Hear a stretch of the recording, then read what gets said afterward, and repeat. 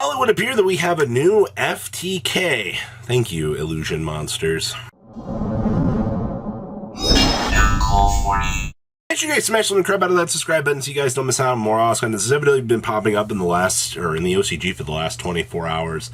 My friend made a replay adapting it for the TCG. We'll have a deck build here at the end of this so you can actually see what's going on here. But a lot of it's going to involve, boy, it's always going to be this White Witch stuff.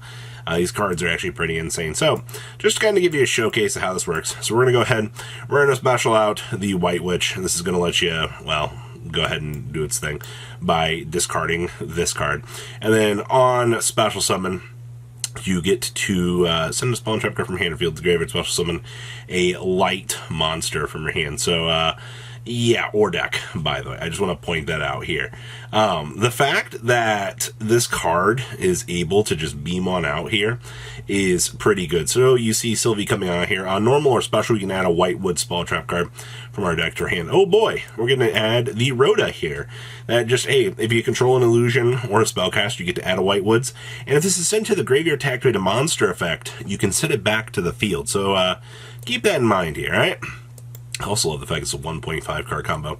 So, we Synchro Summon here. Keep in mind that this is a tuner monster, which is actually pretty good. And then on Special Summon, we can send a Spawn Trap card from our hand or field to graveyard to add a White Woods card or a light spellcaster. That's also pretty important here. So we'll go ahead and trigger this, discard that. We're going to go ahead and add Resilia here, and then we'll get to go ahead and set our illusion card. And yes, this is going to trigger here. So if a Spell Trap card is sent to the graveyard to activate a monster effect while it's in the graveyard, this does get a chance to pop out. So you see the resolution here. We're going to go ahead and reset this and this. And now it is Resilia's turn to come on out here. So since we control Whitewoods, oh, hey, look at that. We'll get the free Special Summon here. Now we're going to go ahead and we're going to Synchro into Vices. Search for Field Spell or any other of the Armament cards, because this is also a tuner monster. I love the fact that this deck just has so many turning points here. So, Resolve Vices, we're going to go ahead and grab Peaceful Planet Calarium, slam down Calarium. We're going to go ahead and we're going to grab Meek here. We're going to go ahead and activate the Legend of the Whitewoods. We're going to go ahead and add Reset here. Alright, so Reset's going to go ahead and Special Summon herself. You can send a Spawn Trap card from your hand or field. The graveyard Special Summon this card from your hand. Then you can add a Whitewoods monster from your deck to your hand. Oh boy. So we're going to go ahead and grab another copy of Estrella here. We're going to go ahead and we're going to actually Synchro into Gaia, the Force of the Earth, and then we're going to go ahead and Special Summon out the Meek here. Now, this is all just a Synchro Summon on into the Diabell here, which, up we go. Guess what? Time to go ahead and make, it's always to Tzolk'in too. Like, the new modern era FTKs, after info has been released, it's still going to involve something with the Whitewoods, and then there is, yeah, Bishop Bulkin. But what do we do here? Alright, so we're going to go ahead, tuck this on back to special this, because this literally says if this is in your graveyard, target a Whitewood Synchro in your graveyard, or you control, turn the extra deck, and this gets to pop on out here. Oh, cool, free real estate. Alright, we'll go ahead and pop on out the other one here. Alright, what more do we have here? Yes, all that just to make the Geonator Transverser. Time to Bishop Bulkin initialize. So now we have to start handing all of these tokens on over to our opponent here. Special, special, special, special, special. And then Geonator time, go ahead and swap control. Now we're going to go ahead and we're going to link Spider on up off of one of those tokens. And we're going to go ahead and we're going to make the top hat hair of the Silhouette Magician. Now, this card is actually incredibly unique here. So if this card battles a monster, neither player takes neither can be destroyed by battle. And then if this card is link summoned, we can set a continuous trap card from your deck that has an effect to summon itself as a monster. But for the rest of this turn, this card cannot be used link material. And if this card is special summoned from the Spawn Trap card zone to the monster zone, you can target a Spawn Trap card and pop it. Well, time to go ahead and trigger this. So, we actually get to bring out this thing called Dimension Reflector here. Activate this card by banishing 2 monsters you control, and then target 1 face-up monster your opponent controls. Special summon this card in attack position as effect monster, with attack and defense equal to the face-up monster's attack. And if this card is special summoned this way, inflict damage to your opponent equal to this card's attack. Whee! So we're going to go ahead and we're going to make Link Spider here, and then we're going to go ahead and Dimension Reflector away. Ha! Time to target a Bishop Bulkin here, and you attempt to win the game off of this. And, you know, it's cute.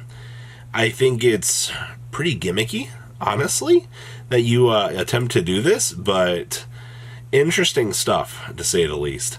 Not exactly what I expected to be seeing for the FTK trains today, but the fact that this card actually exists, the fact that you can just pop your opponent for this damage as essentially a pseudo FTK, and what was our real commitment for this? It was a normal summon and a discard. It was a 1.5 card combo that you went through here to set this up for your opponent to go, well, that's that, and I am very curious to know about the viability of this in the future. Alright, we're going to pass on over to the English deck list here. So there's a little bit extra in this list that you might not necessarily need, but to genuinely showcase what you can do here, building in an FTK into a list, I mean, you're going to need a couple things. Obviously, the Bish Vulcan and the Geonator Transverser are going to be your most important things. If you're going to be trying to do this off of essentially any loop or any deck, the first things you're going to need are that. And then, of course, you're going to need to build in the Top Hat hair into that, because remember, this is the thing that actually facilitates setting out the Dimension Reflector here for you to do the initial FTK. So that's what? A 1-card main deck dedicated slot, and then a Bishop Vulcan, the Transverser, and now the Top Hat hair for this. Now, the rest of the engine, you just have to find a way to go through some synchro plays in order to kind of achieve what you want to achieve in terms of engine down here. And one thing you didn't actually get to see, and the OCG has been raving about this, the Caveman that awoke after a millennium. This card is, well, actually this whole package, it's what, 4, 5, 6, 7 cards now. And now remember, they all have, all three of these monsters have a, you can pay 2,000 life points, special summon this card while it's a spell and trap card, and then you can apply a effect, or you can reveal the Millennium Cross to go ahead and get some the free special summon on it. But this guy, if this card is in your hand, you can place it face up in your spell and trap card zone as a continuous spell. And if this card is a continuous spell, pay 2,000, special summon this card, and then you can add a Millennium Monster or a Sengenjin from your deck to your hand. The Century here, you can, once again, if this card is in your hand, place it face up, and then if it's a continuous spell, pay 2,000, and you can special summon this card, then you can add a Shrine of the Waju here. Waju here, during the main phase, you can place a monster from your hand face up in the spell and trap card zone as a continuous spell, and then place a Millennium Monster or a Sengenjin monster from your deck face up in a continuous spell card. Oh boy. So we can place this or any other monster, get this up and running, and go. And then the Millennium Shield here, you pay 2,000, reveal Millennium Cross, special summon this, and you can add a Millennium Cross. And then the Millennium Cross is the thing that basically allows you to summon out the Exodia. But you're just using this as a free utility option to basically be bringing out the Shield of Millennium here. You're using this whole package as large special summon pieces. Maybe not so much like synchro fodder, but I mean, this does climb you into, if you do have a level 4, congratulations, you can get into a 10. That's actually something important to realize here too. In the Whitewood stuff, you only have level 4 and whatnot tuners. So that's why you were seeing the use of the Manadeum stuff in here, to give you access to the Meek, so that, you know, you have a level 2 tuner monster, so you can kind of go ahead and use that. And also, I mean, having that built-in package into the extra deck, I mean, this was what, a 2-card inclusion in the main deck with a Meek and the Colarium, so that's also kind of something to consider too, if you're trying out this Method of Madness in here. The small packages that you need for this, it's also, for something like this to be more viable, it's going to depend on how much FTK/OTK we have running around in the format. And I mean, you do have an extra deck slot down here as well. It's not like you don't have things that you can't work around. And also, it was also just a 1.5 card combo. You have other things you can do with this in here, and there's other optimizations that you can build.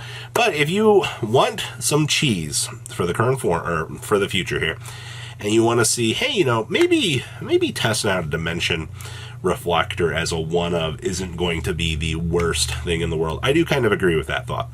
I do think that there is something to be had here, and now that you've seen this, now you can be prepared for it. Because I don't want to hear people in the next couple months going, oh, I can't believe this, there's a new FTK. And it's like, nah, it's not really new, it's just, hey, you know, same old BS with Bishop Vulcan and some sort of damage reflection output on top of a big boss monster that you're forced to look at and go, all right, well, you know, that's all there is. So What do you think about this thing? The OCG never really fails to amuse me anymore. I will say that. So please, leave a comment down below. Tell me what you guys think, and I look fully forward to hearing about people losing to this in the next couple of months when we finally get this near August. Wow. Splashability at its finest. You guys have a good rest of your day, alright? Patrons! Thank you!